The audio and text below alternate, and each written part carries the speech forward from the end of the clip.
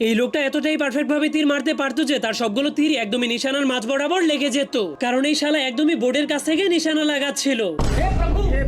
আর এই লোকটাও একদমই পারফেক্ট ভাবে বলে নিশানা লাগিয়ে দেয়, যার ফলে সবগুলো বল একসঙ্গেই ফুটোর দিকে যেতে শুরু করে দেয়, কারণ সে সবগুলো বলকে একসঙ্গে সুপার গ্লু দিয়ে লাগিয়ে রেখেছিল।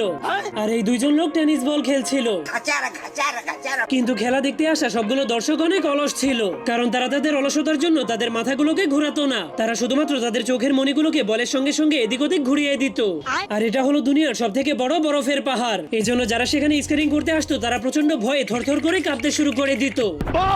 কিন্তু তখনই সে 1 সেকেন্ডের মধ্যেই নিচে নেমে আসে, কারণ সেই পাহাড়টা ছিল একটা নকল পাহাড়ের পেইন্টিং। আর এই সবগুলো লোক যখনই রেসিং করার জন্য দৌড়াতে শুরু করে তখন তারা সবাই একসঙ্গেই দৌড়াতে শুরু করে দেয়, কারণ তারা সবাই একই কোম্পানির ভিটামিন খেয়েছিল।